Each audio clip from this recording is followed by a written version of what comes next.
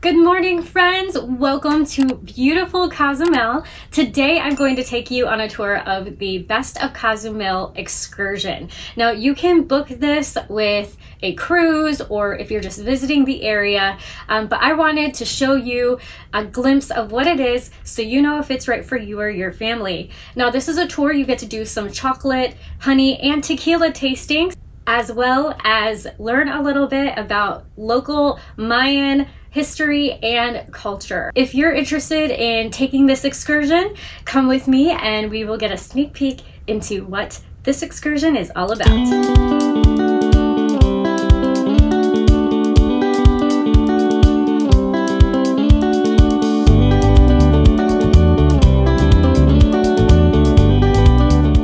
So we have our bee stickers right here. You can't really see mine because it blended in really well with my outfit. You got yours. We decided to go blue today. But that's how they organize what group we're in, which is kind of a fun way to do it. Have to put their little Disney touch on it. Unfortunately, this clip sounds like it's underwater, so I'm just going to voice over it. We got on our bus and the ride was about 20 minutes. It was air conditioned, had seat belts, and they even gave you hand sanitizer before boarding. The port in Punta Lagosta is basically its own shopping mall, so you have plenty of spots to grab souvenirs and authentic Mexican food.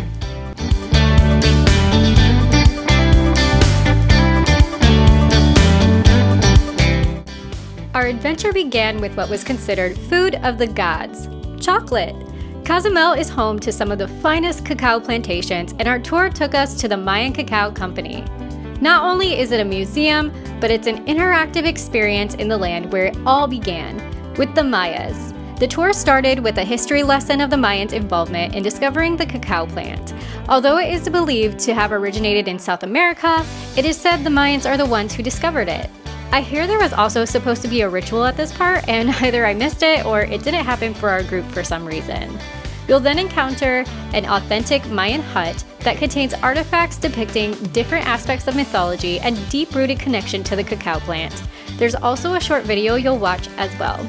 At this point, there aren't a lot of opportunities to sit down if needed, but the distances you'll walk are not far. So if you have anyone in your party that has mobility needs, you may want to bring something for them to rest on just in case. One thing I enjoyed during the walkthrough was seeing the macaws just hanging out around the property. You definitely don't get that in Orlando. In the next hut was an ofrenda where you could get your picture taken and purchase a copy with a lovely frame at the end of the tour. There were a lot of tastings on this tour, and the first one to indulge our taste buds was a handmade corn tortilla with a Mayan sauce made from pumpkin seeds called tequila. They also offered adding some habanero sauce for a little extra kick. I personally chose not to partake in the habanero, but I actually really enjoyed this. Probably my favorite part of the tour was the theater where we met Roberto, or as he called himself, the Mexican Willy Wonka.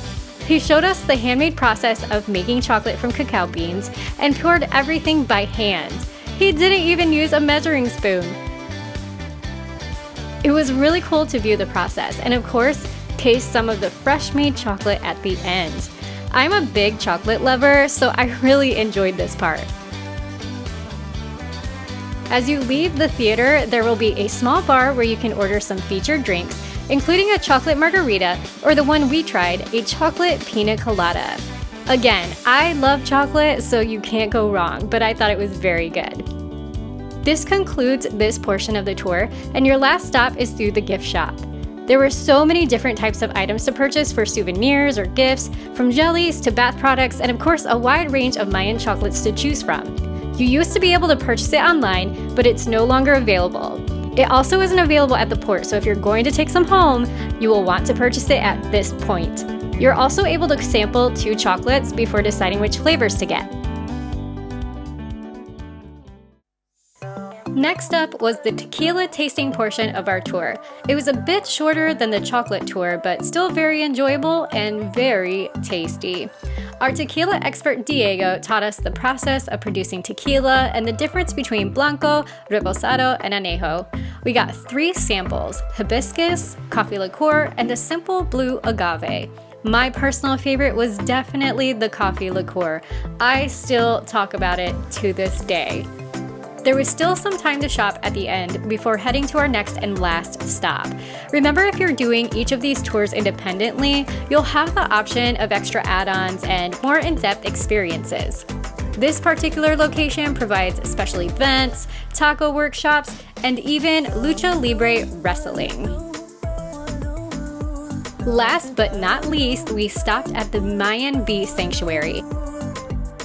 We did get to experience the ritual at the beginning of this tour where we asked permission and protection to enter the jungle per tradition. Your experts will guide you through the sacred role of bees in Mayan culture, their revered status as messengers between realms, and the sustainable practices employed to preserve this delicate balance. Your tour is about 1 hour long, and you will take a small walk to where the bee colonies are. It isn't far at all, but I would suggest bringing comfortable walking shoes since you will be in nature. Throughout your walk, you'll observe Mayan sculptures and even cross a bridge over a natural sinkhole. Then you'll get to see some bees. I want to know if you are a scaredy cat like I am and you've been stung a few too many times, never fear. Not only are the Melipona bees tiny like little flies, but they are stingless. You can observe them up close without worrying that you will be stung.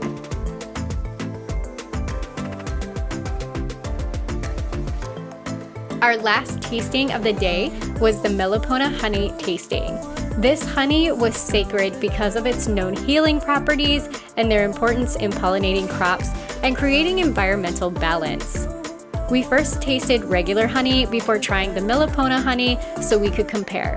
The Melipona was much more liquidy and has both a sweet and sour taste. We then followed up with a honey cough drop. Honestly, I could just eat those like candy. Just like the other stops, there was shopping, but this time you had two types.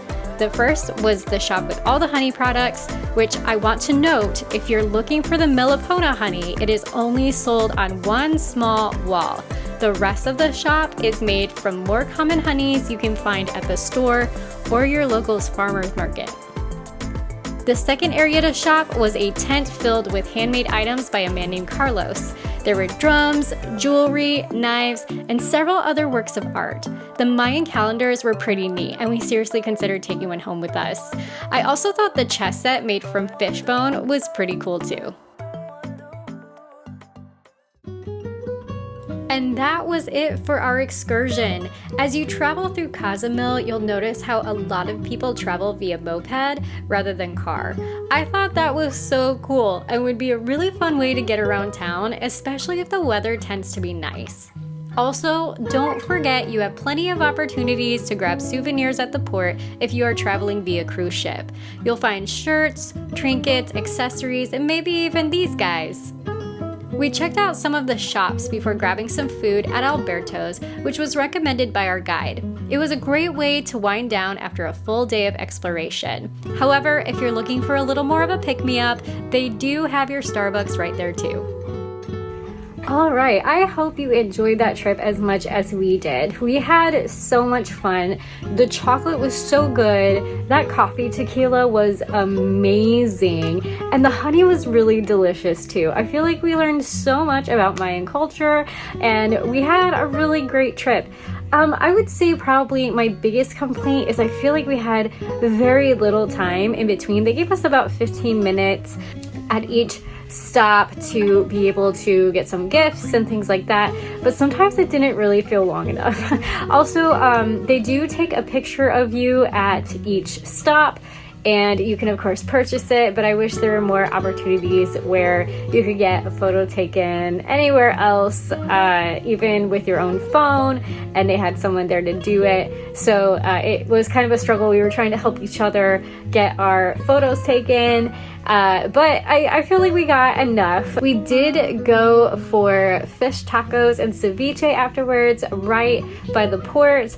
That was really good. We did a little bit of shopping, but all in all, the excursion is pretty fun. I think it's a good just introduction into the history and the culture of the chocolate, tequila, and honey of Cozumel.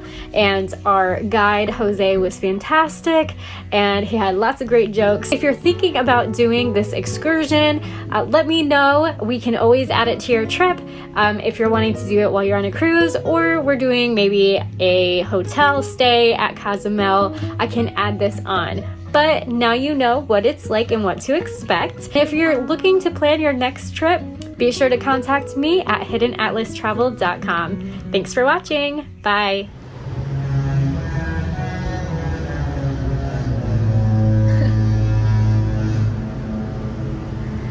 Don't forget to subscribe, click the follow button, and share.